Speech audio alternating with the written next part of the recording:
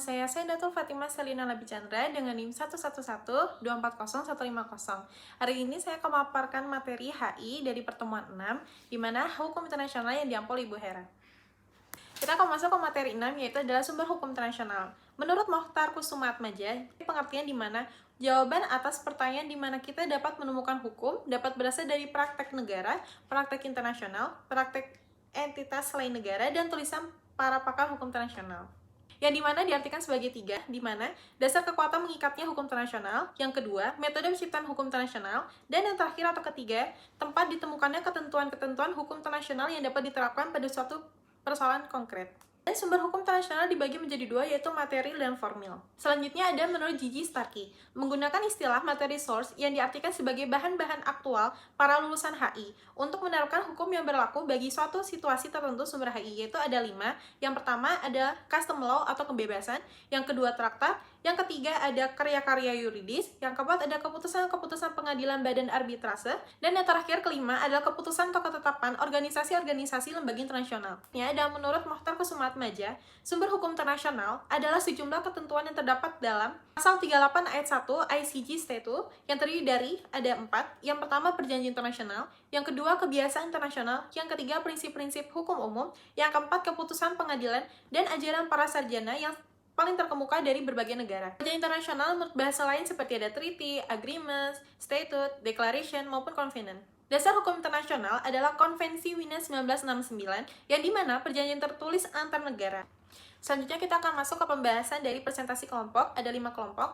Kelompok pertama yaitu adalah pengertian dari hukum internasional. Pengertian sumber hukum internasional adalah dasar hukum dalam pembentukan dan penerapan hukum internasional. Menurut pandangan ahli Andy Tenry, bagian dari hukum yang mengatur aktivitas internasional. Perbedaan sumber hukum HI ada 2, yang pertama ada formal dan material. Kita akan masuk ke pembahasan formal dulu, yaitu adalah proses resmi yang menghasilkan tentuan mengikat. Contohnya seperti perjanjian internasional, kebiasaan internasional, putusan pengadilan, dan doktrin. Selanjutnya ada material, yaitu adalah bukti penerapan hukum dan praktik seperti keadilan, kebiasaan masyarakat, adat, dan kesadaran hukum. Ini ada 3 teori. Yang pertama ada teori hukum internasional, yaitu adalah menjelaskan sifat hukum internasional dan hubungan dengan hukum nasional. Sumber hukum dapat berupa perjanjian, kebiasaan, prinsip umum, dan putusan pengadilan. Kedua adalah teori monoisme, yaitu dalam hukum internasional dan nasional dianggap sebagai satu kesatuan. Salah satunya lebih tinggi dari yang lain, di mana perjanjian internasional berlaku otomatis di hukum nasional dan sebaliknya. Dan yang terakhir adalah teori dualisme, di mana hukum internasional dan nasional adalah sistem berbeda. Hukum internasional hanya berlaku jika diakui dan dimasukkan ke dalam sistem hukum nasional. Kita akan masuk ke dalam materi kelompok kedua, yaitu internasional adalah persetujuan tertulis antar negara yang tunduk pada hukum internasional, yang dimana lebih unggul dibanding hukum kebiasaan karena bersifat tertulis atau mudah dibuktikan. Bentuknya bisa bermacam seperti treaty, agreement, MOU, dan masih banyak lagi. Tidak mempengaruhi kekuatan yuridis. Selanjutnya, menurut Konvensi Wiener, pada tahun 1969, perjanjian internasional adalah persetujuan tertulis antar negara, di mana harus tertulis pesertanya adalah negara, bukan organisasi, dan membatasi ruang lingkupnya. Selanjutnya, menurut Konvensi Wiener 1986, di mana mengatur perjanjian antar organisasi internasional dan organisasi dengan negara. Selanjutnya adalah syarat perjanjian internasional, di mana tunduk pada hukum internasional, bukan hukum nasional. Jika tunduk pada hukum nasional, hanya kontrak bukan dianggap sebagai treaty. Ada 5 jenis hukum internasional. Yang pertama seperti bilateral, yaitu ada 2 pihak, trilateral, 3 pihak, multilateral adalah banyak pihak, regional, dan yang terakhir ada universal. Selanjutnya adalah jenis berdasarkan kaidah hukum. Yang pertama ada treaty kontrak, tertutup hanya mengikat pihak pembuat. Yang kedua adalah law making treaty, atau terbuka, ciptaan prinsip hukum baru dapat ikat pihak ketiga. Contohnya seperti Konvensi Wiener 1961, UNCLOS 1982, Space Treaty 1967. Lawmaking Treaty bisa jadi kodifikasi perkembangan hukum, progressive development. Sabar, nafas dulu. Dan yang terakhir kita akan membahas tentang prinsip penting dalam hukum internasional. Yang pertama ada voluntary, atau negara tidak bisa dipaksa ikut treaty tanpa persetujuan. Pakta sunt servanda, perjanjian mengikat seperti undang-undang. Jadi ada Pakta Treaty nec nunc nec present, perjanjian tidak bisa beri hak atau kewajiban ke pihak ketiga tanpa persetujuan. Dan terakhir, jika hukum internasional ada campuran atau customary law dan perkembangan baru berlaku sesuai ketentuan yang berlaku. Selanjutnya kita akan masuk ke dalam materi kelompok ketiga, yaitu adalah kebiasaan internasional. Hukum kebiasaan internasional adalah sumber hukum tidak tertulis yang berasal dari praktik-praktik negara yang konsisten dan diyakini sebagai kewajiban hukum. Unsur-unsurnya ada 5. Yang pertama praktik-praktik negara, praktik umum, praktik yang berulang, dan jangka panjang. Selanjutnya ada unsur psikologis atau opini juris, bersifat abstrak dan subjektif. Tidak ada hukum internasional yang dapat dijadikan sebagai pedoman, ada tidaknya unsur psikologis. Yang memiliki peranan besar adalah pengadilan nasional maupun internasional. Mana hukum kebiasaan internasional memiliki dua unsur. Yang pertama ada praktik konsisten antar negara atau state practice, dan yang kedua keyakinan praktik tersebut wajib diikuti atau opini juris, yang dimana sikap masyarakat internasional sangat mempengaruhi praktik baru tersebut dalam pembentukan hukum internasional atau kebiasaan baru di hukum internasional karena pada awalnya belum bisa menerima adanya perubahan. Selanjutnya adalah hubungan hukum kebiasaan dengan perjanjian internasional. Yang pertama, tidak masalah jika hukum kebiasaan dan perjanjian internasional isinya sama. Jika ada konflik, seperti perjanjian baru disandingkan dengan kebiasaan lama, asal bukan jus cogens. Jadi kebiasaan baru disandingkan dengan perjanjian lama, di mana akan tidak jelas atau bisa berlaku untuk non-pihak. Dan yang terakhir, jika kebiasaan baru disandingkan dengan perjanjian lama. Yang terakhir, yang dimana kebiasaan baru disandingkan dengan perjanjian lama, jika bertentangan dengan jus cogens, akan memiliki dampak perjanjian batal. Menurut Mahkamah Internasional, menegakkan keberadaan kebiasaan internasional sebagai sumber hukum utama ketika perjanjian tidak tersedia.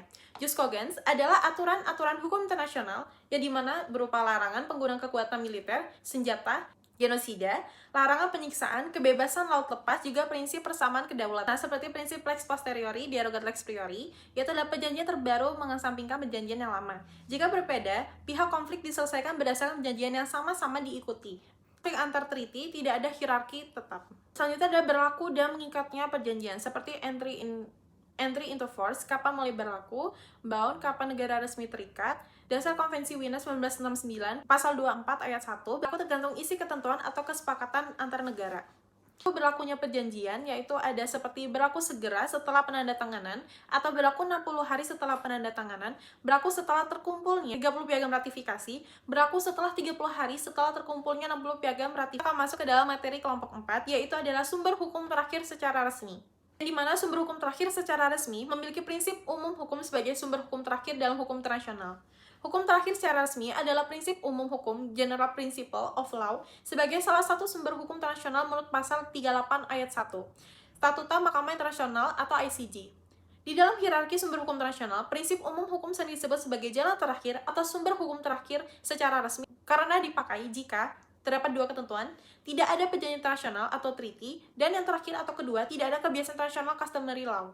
Prinsip hukum umum adalah norma atau gagasan dasar yang diakui oleh sebagian besar sistem hukum di berbagai negara, sehingga dapat digunakan sebagai sumber hukum dalam konteks internasional atau sebagai pedoman menafsirkan hukum. Prinsip ini berfungsi sebagai jika tidak adanya aturan tertulis maupun kebiasaan dan memastikan keadilan serta kepastian dalam berbagai kasus hukum yang melibatkan negara dan individu. Menurut pasal 38 Statuta Mahkamah Internasional menetapkan 4 sumber hukum utama yang digunakan untuk memutus perselisihan. Yang pertama, ada kebiasaan internasional. Yang kedua, ada perjanjian internasional. Yang ketiga, ada prinsip hukum yang diakui oleh bangsa-bangsa beradab. Dan yang terakhir atau keempat adalah keputusan pengadilan dan doktrin para ahli. Selanjutnya ada kelebihan dan kelemahan dari prinsip sumber hukum umum. Yang pertama, kelebihan, fleksibel, bisa mengisi kekosongan hukum, bersifat universal, maupun berlaku lintas negara. Kelemahannya tidak selalu tertulis sehingga rawan interpretasi berbeda. Bisa diperdebatkan pada suatu prinsip memang diakui semua negara.